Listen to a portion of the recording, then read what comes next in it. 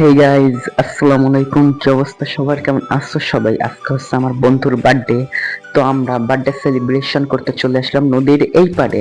তো আমরা 10-15 জন মতন ছিলাম। তো আমরা নদীর এই পাড়ে এসে একটা ফাঁকা জায়গায় এসে আমরা বসলাম। সবাই সবাই বসে মাঠের মাঝখানে, আমাদের কাছে বসারও মতন কিছু ছিল না।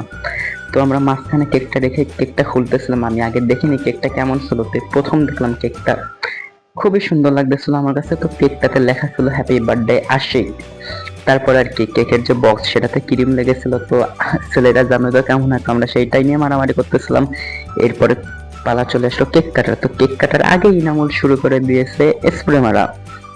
প্রথমে আশিককে মারলো, তার একটু পরে এখন এসে ও রাফসানকে মারবে, আমাকে মারবে, শাহনাজকে মারবে, ও সবাইকেই স্প্রে মারা শুরু করবে।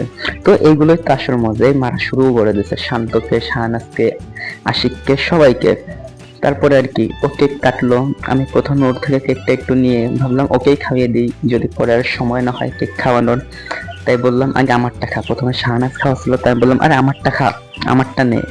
তার অনেকক্ষণ পরে ও এসে আমারটাও খেয়ে নিলো। এরপরে আর কি আমরা একটু মজা করতেছিলাম। ইনামুলের কাছে স্প্রে ছিল, স্প্রেটা দিয়ে সবাইকে মারতেছিল আর আমি সাইডে ভিডিও করতেছিলাম। এরপরে নাহিদকে ধরলো, ও নাহিদকে মেরে দিল, আর ও তো ফুল পাটে আছে, ওর কাছে স্প্রে আছে। এরপরে আমরা মুজাহিদকে ধরছিলাম, ওর মুখে কেক ঠিক মাখাবো বলে কিন্তু মাখাতে পারলাম না। তারপরে ইনামুল এসে স্প্রে ওর জামার ভিতরে ঢুকিয়ে দিল, একদম খুবই মজা লাগতেছিল এই সময়টাতে।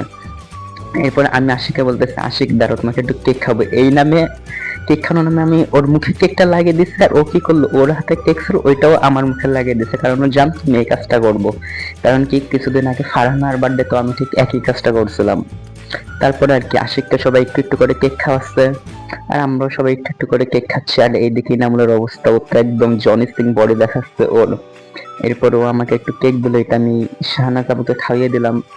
আমাদের একটা বড় আপু হয়, এও আসলো আমাদের সাথে, এরপর ওকে একটু খাইয়ে দিলাম।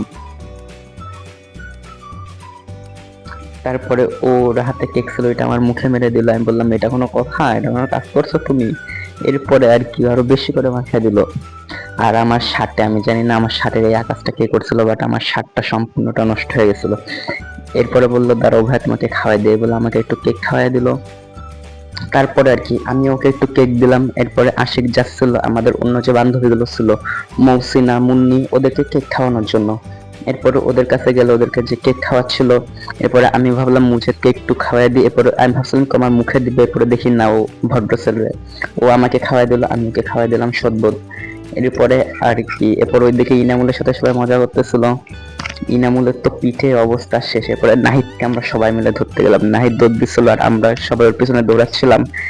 সবাই গেলাম যে ওর মাথায় চুলে সব জায়গায় কেক লাগিয়ে দিলাম। একদম সবার অবস্থা খুবই খারাপ ছিল, সবার হাতে পায়ে মুখে কেক লেগেছিল।